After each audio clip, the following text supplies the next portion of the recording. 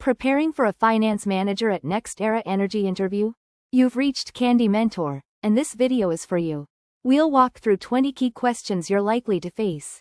For each question you'll see a sample answer followed by the key points to cover. Subscribe, like, and share, and drop a topic request in the comments. Question 1. Why do you want to become a finance manager at NextEra Energy? NextEra appeals to me because finance directly influences infrastructure, reliability, and the transition toward cleaner energy. I would bring strong forecasting, business partnering, and control discipline to a company with both regulated utility operations and competitive energy investments.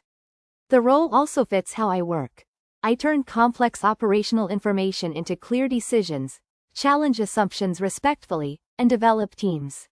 I am especially motivated by managing capital responsibly while supporting growth and dependable service for customers. While answering, connect your finance leadership experience to NextEra's regulated utility and clean energy businesses. Emphasize analytical rigor, operational partnership, long-term investment, safety, integrity, and your motivation to support reliable, affordable, sustainable energy. Question 2. How would you explain NextEra Energy's business model to a non-finance executive? I would describe NextEra as having two complementary engines. Florida Power & Light operates a regulated utility, earning an authorized return on prudent investments while providing reliable service under regulatory oversight. NextEra Energy Resources develops and operates competitive generation, including renewables, storage, and other energy assets, with returns driven by contracts, market prices, tax benefits, and operating performance. Together, the businesses combine predictable utility cash flows with growth opportunities, but require different forecasting and risk frameworks. Make sure to cover the distinction between Florida Power & Light's regulated model and NextEra Energy Resources' competitive generation and renewables platform, including revenue drivers, capital intensity, risk profiles, and strategic interdependence. Question 3. How would you build an annual budget and rolling forecast for an energy business? I start with operational drivers rather than simply rolling forward last year's numbers.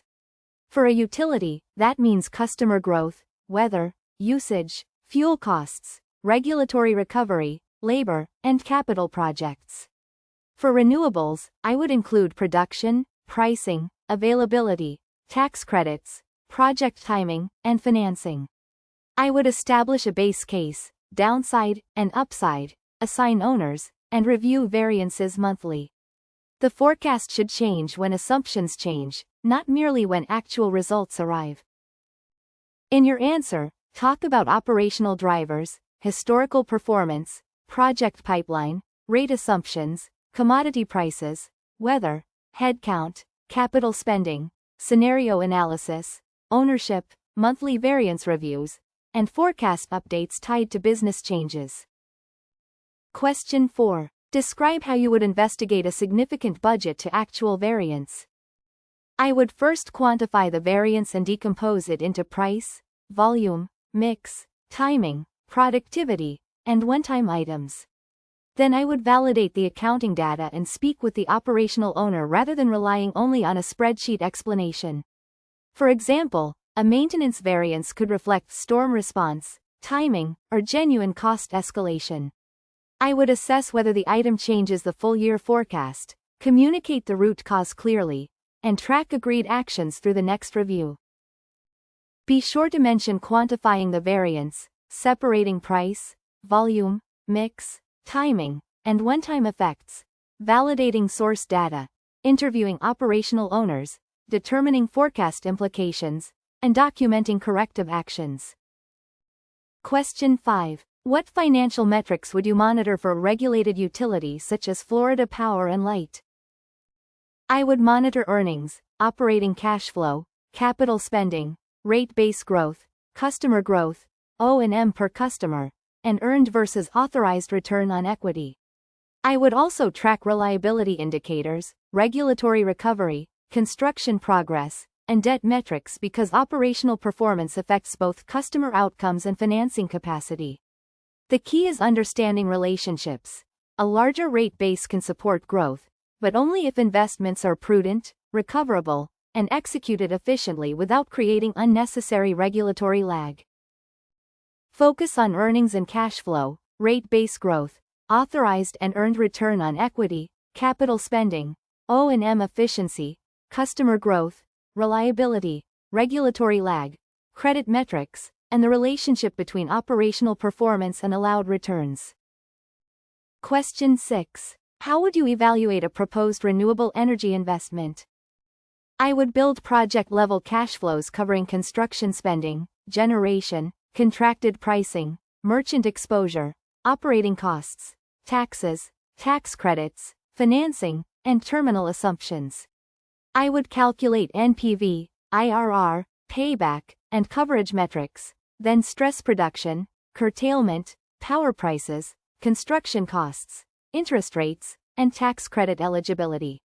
I would also assess the off-taker, interconnection, permitting, supplier, and execution risks. A compelling return is not enough if downside cases threaten liquidity or strategic flexibility. In your answer, cover project-level cash flows, power purchase agreements, merchant exposure, resource quality, construction costs, tax credits, operating assumptions, financing, NPV, IRR, sensitivity analysis, counterparty risk, and strategic fit. Question 7. How do tax credits affect the economics of renewable energy projects?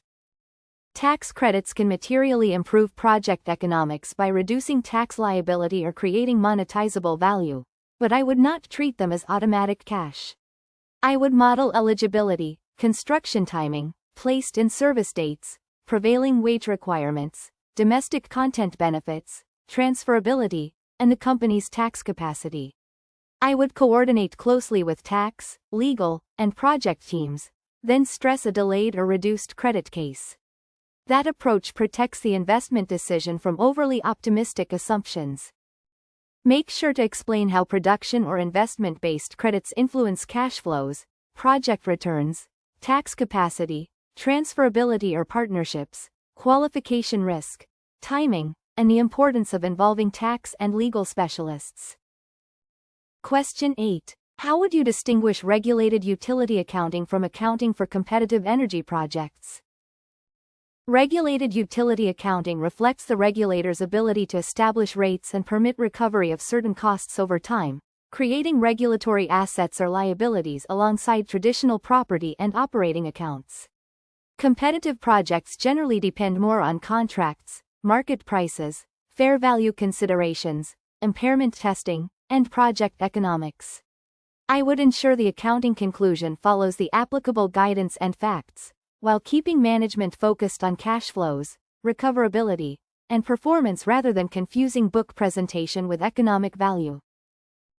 While answering, contrast regulatory assets and liabilities, rate recovery, allowed returns, and prudence with fair value, contract, impairment, project level, and market-driven considerations in competitive generation and renewables. Question 9. What would you include in a capital allocation recommendation for NextEra? My recommendation would compare maintenance spending, regulated rate base investment, renewable development, debt reduction, and other uses of cash on a risk-adjusted basis. I would include NPV, return, timing, liquidity, credit metrics, regulatory commitments, execution capacity, and downside resilience. I would also distinguish mandatory reliability investments from discretionary growth. The best allocation is not simply the highest IRR. It balances durable returns, customer obligations, financial flexibility, and the company's ability to execute multiple projects successfully. Be sure to mention strategic priorities, risk-adjusted returns, regulatory requirements, project timing, financing capacity, liquidity, credit ratings, shareholder considerations, optionality, and comparisons among maintenance, growth, debt, and other uses of capital. Question 10. How would you manage cash flow forecasting for a capital-intensive energy company? I would use a detailed cash waterfall beginning with operating receipts and payments, then layering capital expenditures, taxes, interest, debt maturities, distributions, and financing activity. Project managers would provide milestone-based spending forecasts, while treasury would validate funding and liquidity assumptions. I would maintain base, downside, and stress cases, including delayed construction, lower generation, commodity pressure, and higher rates. Each month, I would reconcile forecast to actual cash and explain timing versus structural changes. Focus on project-level spending schedules, operating cash drivers, working capital, debt maturities, tax payments, hedges, distributions, financing assumptions, liquidity buffers, scenario analysis, and reconciliation of forecast to actual cash movements. Question 11. How would you assess the financial impact of higher interest rates on NextEra? Higher rates can increase interest expense, refinancing costs, project discount rates, and the required return for new investments. I would quantify exposure by maturity, fixed versus floating debt, hedges, and project financing structure. For regulated operations, I would assess recovery mechanisms and customer affordability. For competitive projects, I would stress contracted and merchant returns directly. I would present impacts on earnings, cash flow, credit ratios, and capital allocation, rather than discussing rates as a single isolated variable. In your answer, discuss debt costs, refinancing, project economics, discount rates, customer affordability, regulatory recovery, hedging, credit metrics, valuation, and sensitivity analysis across both regulated and competitive businesses. Question 12. Tell me about a time you improved a finance process or reporting package. In a prior role, monthly forecasting required multiple manual files and produced inconsistent explanations. I mapped the process, standardized definitions, assigned data owners, and created a controlled driver-based template with automated checks. Close to forecast preparation became 2 days faster, and review meetings shifted from reconciling data to discussing actions. I also documented the process and trained users, which made the improvement sustainable. The lesson was that automation works best after ownership and business logic are clearly defined. Make sure to structure the example with the initial problem, root cause, stakeholders, redesigned process, automation or controls, measurable improvement, adoption effort, and how you ensured the solution remains sustainable. Question 13. How would you ensure strong internal controls and SOX compliance as a finance manager? I begin by understanding the risks behind each significant account and process, then test whether controls are designed to prevent or detect those risks. I focus on precise evidence, appropriate review, segregation of duties, access controls, reconciliations, and estimates such as impairment or useful lives. If a control fails, I document the root cause, assess impact, implement remediation, and monitor effectiveness. I would rather escalate an issue early than allow a weak control to become a reporting problem. Focus on risk assessment, control design, segregation of duties, evidence quality, review precision, access controls, reconciliations, management estimates, remediation, audit coordination, and a culture where issues are escalated promptly. Question 14. How would you explain a complex financial forecast to senior leadership? I would lead with the conclusion and the decision required, then explain the 3 or 4 drivers that matter most. I would separate actual results, committed items, and assumptions, and show a base case alongside meaningful downside and upside scenarios. For example, I might quantify the effect of project delays, production changes, and rate movements on cash flow. Senior leaders need transparency about uncertainty, so I would state my recommendation, confidence level, and proposed monitoring actions. Be sure to mention leading with the decision, summarizing key drivers, separating facts from assumptions, quantifying risks, using clear visuals, providing scenarios, anticipating questions, and recommending specific actions. Question 15. How would you evaluate whether a project should be impaired? I would first identify triggering events such as construction delays, cost overruns, weaker contracts, lower market prices, regulatory changes, or reduced production expectations. Then I would compare the asset's carrying value with the applicable recoverability or fair value threshold under the relevant accounting framework. I would challenge generation, pricing, operating cost, discount rate, and tax assumptions through sensitivity analysis. Finally, I would document the conclusion clearly and involve accounting, valuation, legal, and operational specialists where appropriate.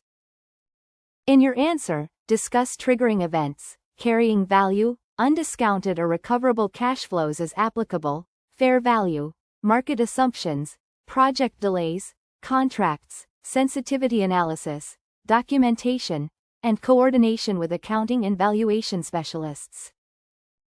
Question 16. How do you prioritize competing requests from operations, accounting, treasury, tax, and senior management?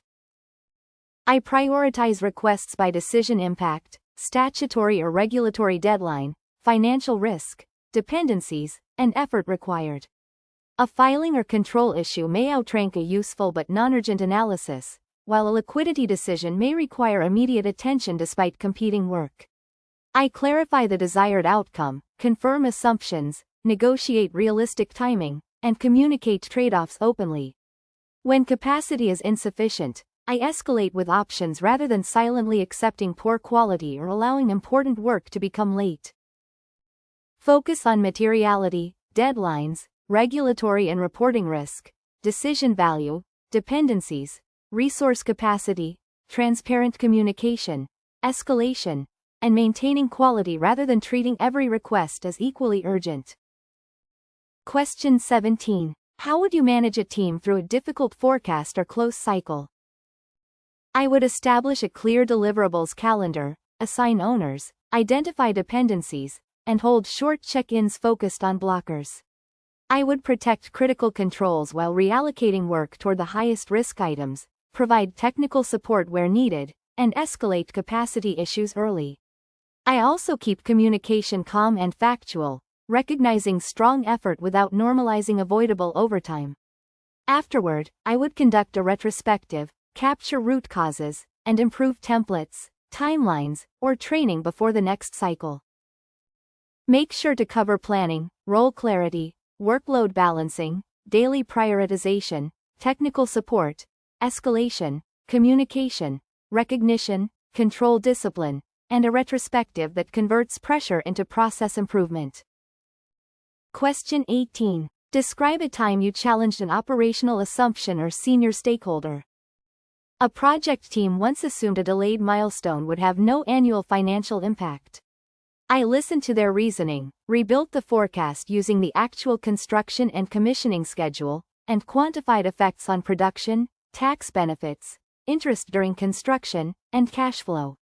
I presented a base case and downside case rather than simply rejecting their view. Leadership revised the forecast and mitigation plan. The relationship remained strong because the challenge was evidence-based and focused on decision quality. In your answer, demonstrate respectful challenge, evidence-based analysis, listening, alternative scenarios, quantified consequences, alignment with business goals, decision documentation, and the ability to preserve relationships after disagreement. Question 19. What is your approach to managing commodity and power price risk? I would begin by mapping exposure by commodity, location, time period, contract structure, and operating asset. I would distinguish contracted volumes from merchant exposure and identify basis, volume, shape, and counterparty risks.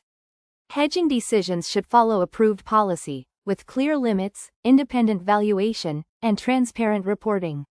I would stress prices, generation, and curtailment together because risks interact. Finance's role is to translate those exposures into earnings, cash flow, liquidity, and covenant implications for management. While answering, cover identifying exposures, contracted versus merchant volumes, hedging policy, forecast uncertainty, basis and volume risk, counterparty exposure, valuation, governance, and coordination with commercial and risk teams. Question 20. What would success look like in your first 90 days as a NextEra Finance Manager? In the first 30 days, I would learn the operating model, reporting calendar, key projects, controls, and stakeholder expectations. By 60 days, I would independently own core deliverables, validate forecast drivers, and identify gaps in data, process, or communication. By 90 days, I would deliver at least one practical improvement, such as a clearer variance dashboard or streamlined forecast process, while building trusted relationships. Success means dependable execution, better insight, and a prioritized roadmap for further improvements. Be sure to mention learning the business, meeting stakeholders, understanding close-end forecast processes, reviewing controls and metrics, identifying quick wins, building trust, clarifying priorities, and creating a practical longer-term improvement roadmap. If you are still with us, congratulations! You are much ahead of the rest and serious about preparing for your interview. We hope we were able to add value to your preparation and create some helpful content. Do not forget to like and share this video. Your small act can do great things for us.